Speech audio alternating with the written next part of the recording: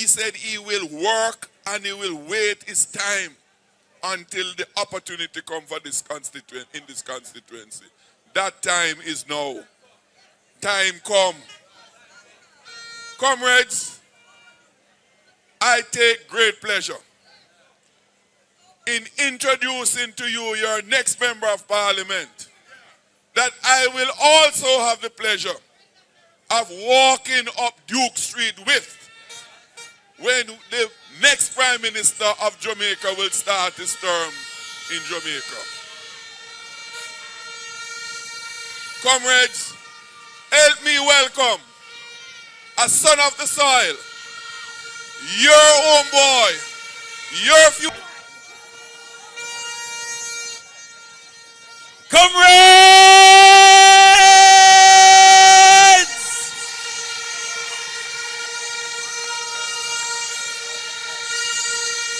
Beachtown, Bensonton, Monique, Claremont,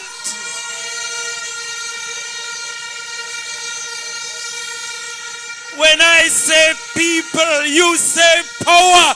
People, people, people.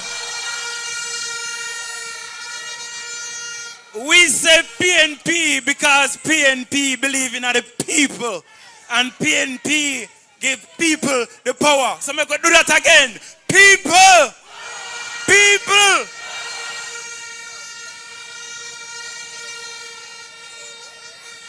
Party leader, Jensek, Comrade Fitz, Comrade Julian, Comrade Jess, Comrade Omar,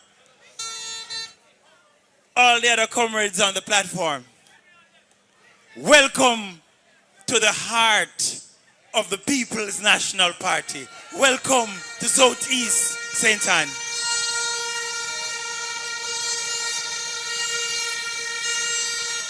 Comrade workers, comrade warriors, comrades when not take glasses, comrades when not take no stuff from nobody.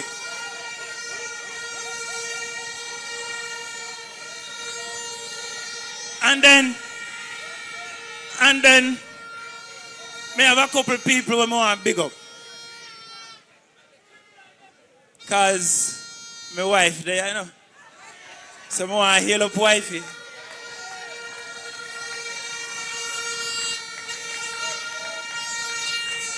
My two youth them there, Michaela and Zidane.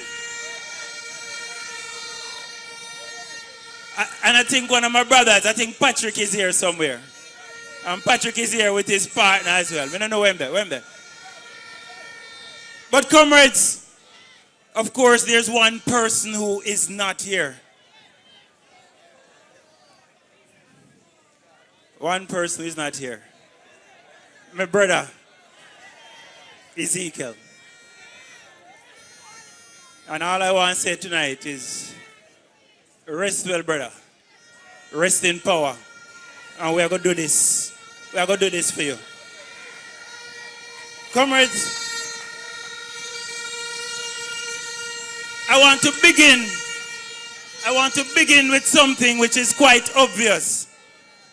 We are turning a new page in Southeast St. Anne. We're turning a page to continue to build and to transform. And so I'm going to invite 4 people to come up here so with me. 4 councillors where I do the work.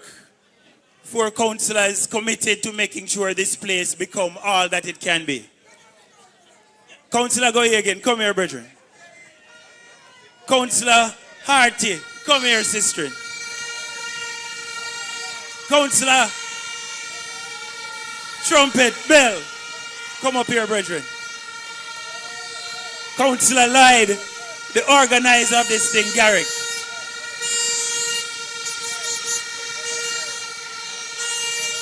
I thank you.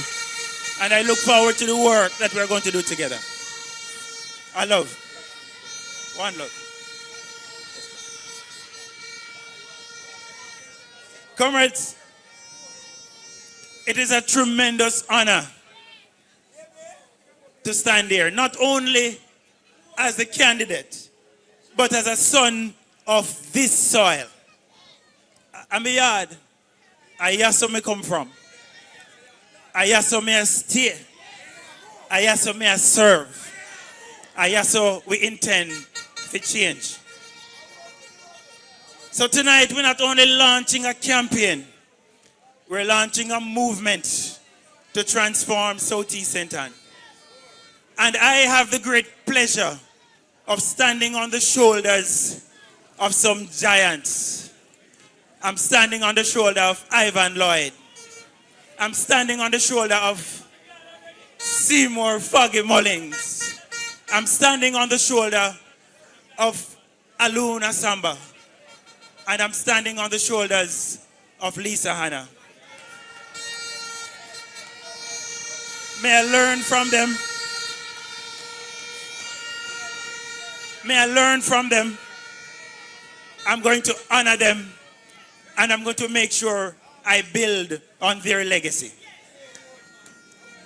But comrades, right now, we're feeling real pain, real labor pain. The roads them as bad as they've ever been. The water situation is as bad as it's ever been.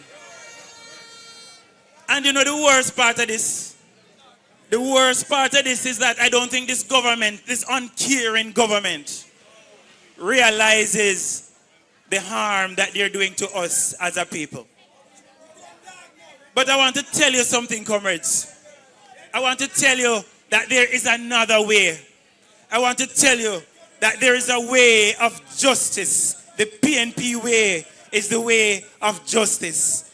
Land justice, education justice, community justice, domestic justice, justice for environment, and justice for us to move forward as a people.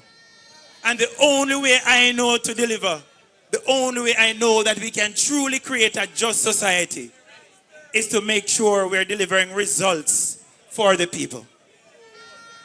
So you heard the Gensec and you heard Comrade Julian talk about education. And for me, I would not be standing here if we never get a good education. So we have to commit to make sure education is our highest priority, comrades. No two ways about it. So when we say, I want 90% of our children to read by grade 3, I mean it. I want the whole of we work to make it happen. Because when they read by grade 3, everything else becomes much easier. I want 90% of who we pick them to leave high school with 5 subjects, including maths and English. I'm not done yet. I want 90% of our young people to be connected to work, to school, to training, or to running their own business. That's how we're going to transform this place. That's the change that we need. So, the people from Pedro know, say, when we are grow up, when the rain stop fall, we have to take up a bucket and head up to Bongrong to carry water. That has changed in Pedro because there's a community water system that gives every household water. But not every community is as lucky as Pedro. We run a Lumsden this evening and I see somebody carry water. You go up a Fort George tomorrow, you see people carry water. You go on a Steerfield tomorrow, you see people carry water. In 2025, that have it up. It have it up now. It needs to stop. No, time come.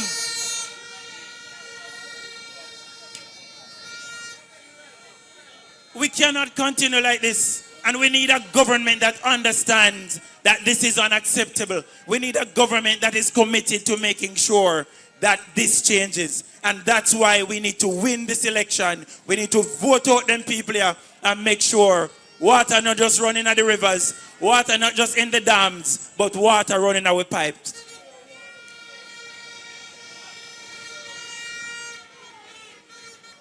Comrades, I don't know if you feel the indignity feel the anger that I feel when me drive on some of the roads we have in Southeast St. Ann and around this country at large. It is unacceptable. Look, you spend half of the money you earn. If you are a youth in Fowler Town and you get a job on the coast, comrade leader, you're going to spend more of that money traveling to the job than you put in your pocket. Them give you $1,000 increase in minimum wage. You pay that out in increased taxi fare because of the conditions of the road. Them give you with one hand and them take it back with the sufferation where them have way under. As the Gen 6 say, is a take it back government. And that can't continue. We have to take roads seriously because it's not just an inconvenience. It is an unacceptable situation and we need to change that. And then I want to touch on something that is close to my heart. The whole away. Work on lands that we don't control, that we don't have the rights for. But real wealth comes from owning that land, from having the title. But me know, in many communities in this constituency, every year the people get a notice. A notice which says to you, you are an illegal occupant of the land. That says to you, you don't belong there. But you live there for 30 years. You live there for 35 years. You live there for 40 years. If you live down a Gaza, down a Parry town, or in a Pine Walk, or in a Beecher town, how is it that you don't belong there when you've been there for 25, 30, 35, 40 years? We need a government that understands what it means to own a piece of this rock. We need a reformed Operation Pride that is going to ensure people get titles, get access to own the land so that they can not only live on it and work on it, but own it, comrades. And that's what our party is about. Time come.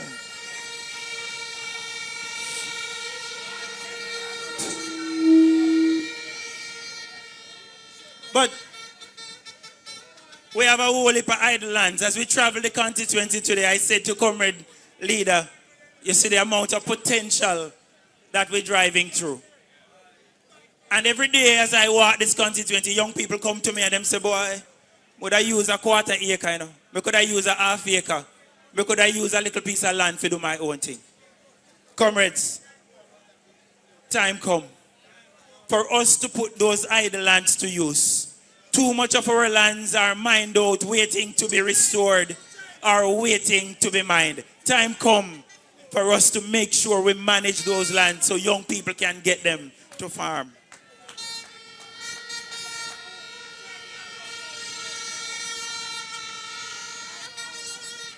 I mean, say the future Minister of Agriculture there.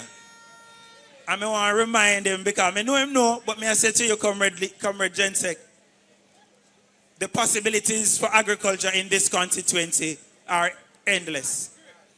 From potatoes to peppers, from ginger to ganja. The party leader legalized it, and it's time for us to make some money out of it.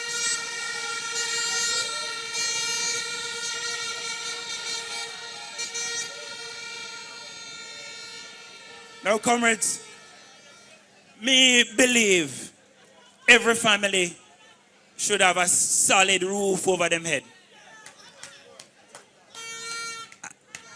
I don't think it's acceptable that every time the rain sets, somebody must run go set a pan. I don't believe that every time the rain falls, there should be a flood in people's houses. And you've heard the budget presentations which talks about NHT benefits and we need to access those. You've heard the discussions about grants and the support that we can provide. I want to make that a priority because housing is not a luxury.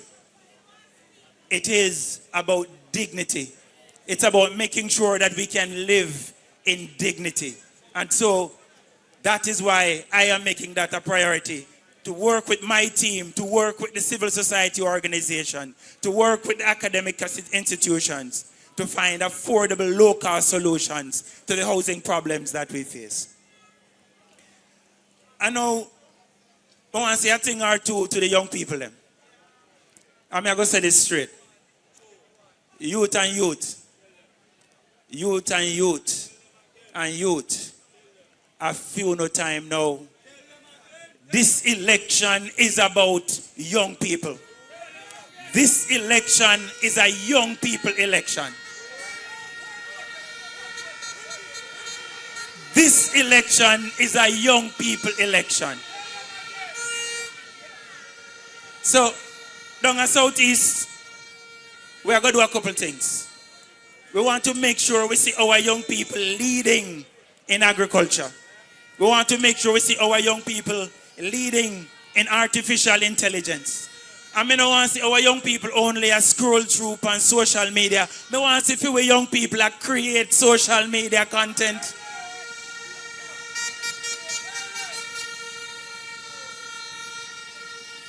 So, in me, you're going to have a young member of parliament, a youthful member of parliament who believes in young people, who will champion the cause of young people. We'll make sure we have innovation hubs. We'll make sure our community centers are places for creativity. Make sure that young people have a shoulder to lean on, a mentor. And when they're ready to start a business, they have the startup support that they need to run.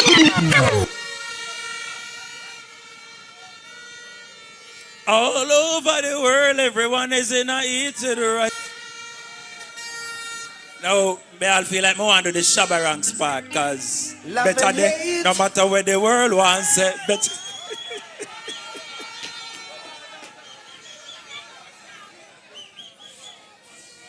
But indeed, these are serious times. I mean, know every single one of you, every single one of you knows somebody who has gone to St. Anne's Bay Hospital, sit down on a chair for multiple days.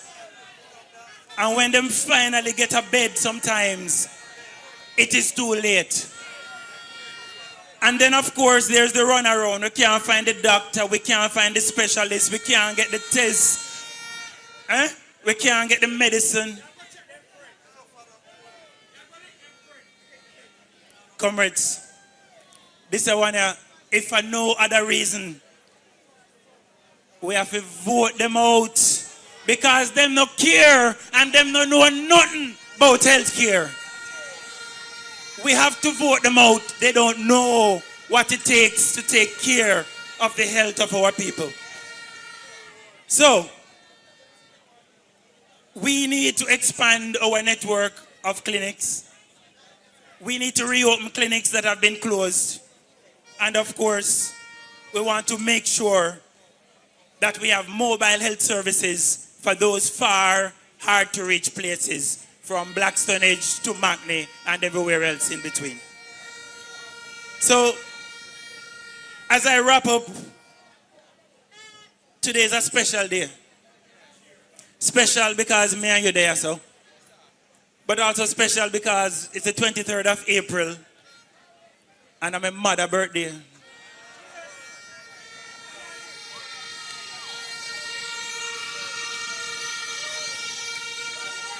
I mean, I know. I don't want to come down here and sing and can't say, happy birthday to you. This is a woman who raised 9 of us by herself. I may tell you, she run that yard. And you know the tune, I say, I want general in the yard. And my mother that, so I just want to big her up. So comrades, a new day dawns in this constituency. We are about nurturing dreams, fostering unity, and delivering results for the people. This election is about every mother, every father, every vendor, every teacher, every police, every soldier, every nurse. It's for everybody. This election is an election for all of us. Because this country needs change. I don't know about you, but I am ready. And I know when I travel around this country is ready for a government of justice. A government led by a man with clean hands. I love you. I thank you. I look forward to seeing you in your homes and your communities. One love.